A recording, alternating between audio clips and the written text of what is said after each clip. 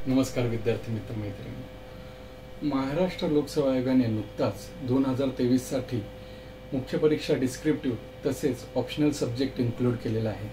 तसं पाहिलं तर महाराष्ट्राच्या ब्युरोक्रॅटच्या दृष्टीने हा निर्णय निश्चितच योग्य आहे। मित्रांनो, नाण्याच्या दोन बाजू असतात, तसेच प्रत्येक गोष्टीला एक चांगली बाजू असते आणि दुसरी थोडी कमी चांगली बाजू असते। तसेच या निर्णयाचे सुद्धा आहे।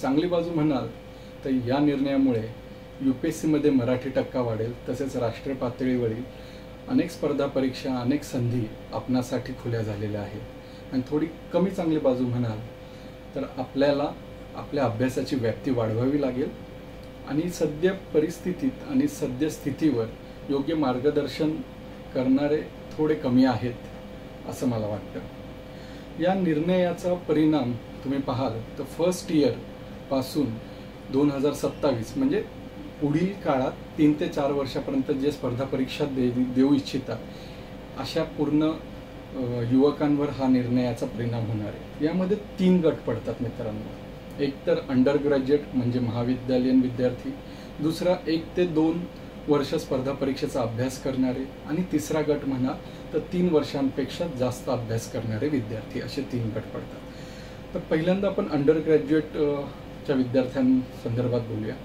तर डिस्क्रिप्टिव्ह परीक्षा झालेली आहे याचा या विद्यार्थ्यांना म्हणजे अंडर ग्रॅज्युएट विद्यार्थ्यांना जास्त काही असा तोटा नाही आहे। यामध्ये त्यांना काय करायचं अंडर ग्रॅज्युएट विद्यार्थ्यांना, तर यांना पहिल्यांदा आपला डिग्रीचा अभ्यास चांगला करायचा आहे। त्याचबरोबर डिग्रीचा अभ्यास करताना आपण कोणता सब्जेक्ट ऑप्शनलला घेऊ शकतो, आपल्या डिग्रीतला कोणता सब्जेक्ट मला आवडतोय, मला इझी जातोय, त्याचबरोबर त्याचे सोर्सेस अवेलेबल आहेत का, कोणता विषय मला लेखन करता येतोय, रिप्रोड्यूस करता येतोय आणि सर्वात महत्त्वाचं म्हणजे कोणत्या विषयात मला इंटरेस्ट आहे। या पद्धतीने तुम्हाला ऑप्शनल सब्जेक्ट निवडावा लागेल। त्याचबरोबर पूर्वपरीक्षेचा अभ्यास तसेच स्टेट बोर्ड या पद्धतीने तुमचे बेसिक क्लिअर करत जाणं या पद्धतीचे एक तुमच्यासाठी एक स्ट्रॅटेजी राहू शकते। दुसरे आहेत जे 1 ते 2 वर्ष अभ्यास करणारे विद्यार्थी आहेत, तर तुम्हाला तसं काही घाबरायचं कारण नाही आहे मित्रांनो। पेपर पॅटर्न बदलतो, ऑब्जेक्टिव्हवरून डिस्क्रिप्टिव्ह होतोय, त्यामुळे तुम्हाला थोडीशी स्टडी मेथड बदलावी लागेल, हे लक्षात घ्या। आणि तसं पाहिलं तर आपला 60 ते 70% सिलेबस हा बऱ्यापैकी सेम आहेच, त्यामुळे तसं काही मला बदलल्यासारखं वाटत नाही आहे। आधी आपण प्रश्नोत्तरांच्या स्वरूपात अभ्यास करत होतो, आता आपल्याला सखोल अभ्यास करावा लागेल। एकाच विषयाला 2-3 संदर्भ वाचावे लागतील, एकाच विभागाला एकाच प्रश्नाला 2 ते 3 पद्धतीने वाचून त्यातून आपली स्वतःची एक विचार एक मत बनवावं लागेल आणि त्या पद्धतीने आपल्याला आपला अभ्यास आणि विचार डेव्हलप करावे लागतील। तिसरा गट जो आहे तो म्हणजे 3 पेक्षा जास्त वर्ष अभ्यास करणारे विद्यार्थी। तर मला असं वाटतं मित्रांनो तुमच्यासाठी की जर का आपण 2020 आणि 21च्या परीक्षेला आपण मेन्सला गेलेला असाल तर आपण 2022साठी फुल एफर्ट्सनी मन लावून अभ्यास करावा। आणि ज्या विद्यार्थी 2021 ऑगस्टची जी पूर्वपरीक्षा आहे त्याला फोकस करत असतील तर त्यांनी 21 ऑगस्टपर्यंत पूर्वपरीक्षेचा अभ्यास करावा। आपल्याला आन्सर की येते किंवा पेपर दिल्यानंतर आपल्याला लगेच समजतं की आपण मुख्य परीक्षेला जाणार आहोत की नाही। जर का कुठेही आपल्याला थोडंसं डायसी वाटलं की आपण नाही होऊ शकत, आपण मेन्सला नाही जाऊ शकत, त्याच वेळेला आपण डायरेक्ट 2023च्या वैकल्पिक विषयांचा संदर्भात विचार करावा आणि त्या दृष्टीने अभ्यास करायला सुरुवात करावी असं मला वाटतं।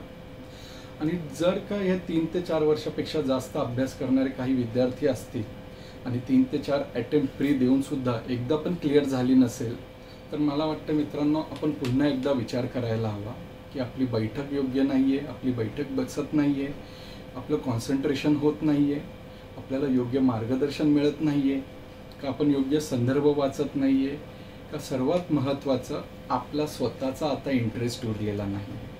तर या अनुषंगाने आपल्याला विचार करावा लागेल।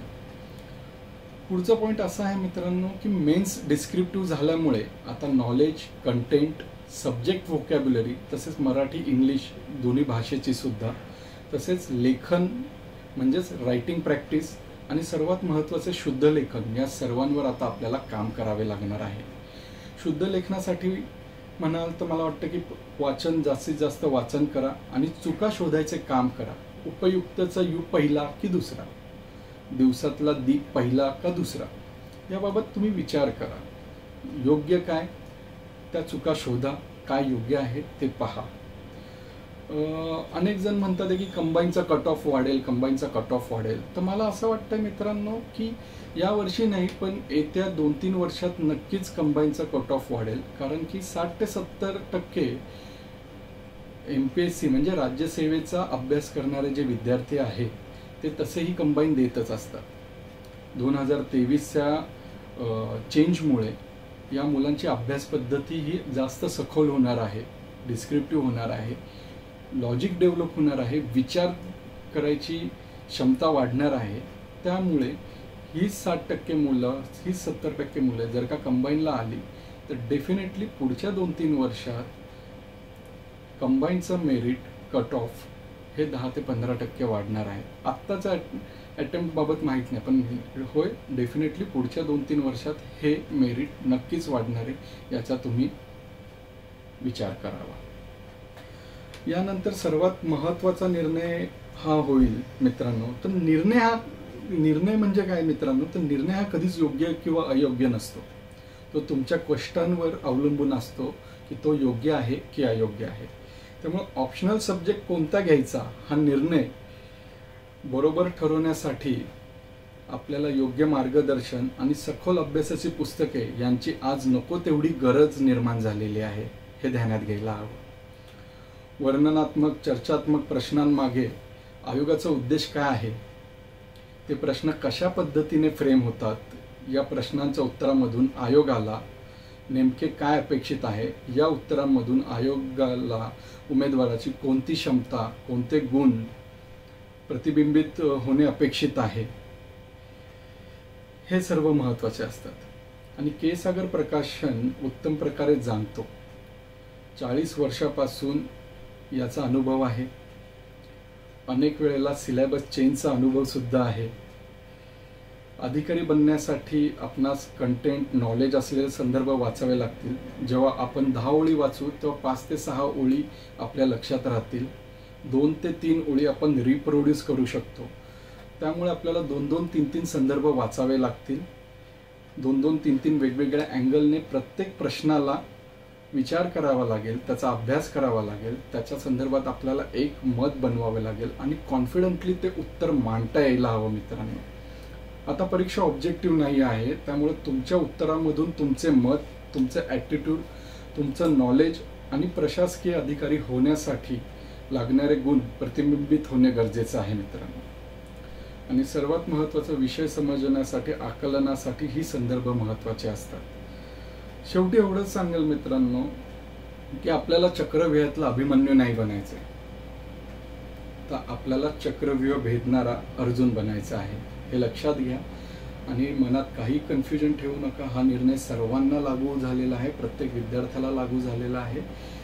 लॉंग टर्मच्या दृष्टीने हा निर्णय योग्य आहे आणि आपल्याला या निर्णयाला सकारात्मक दृष्ट्या सामोरे जायचं आहे मित्रांनो. धन्यवाद आणि ऑल द बेस्ट.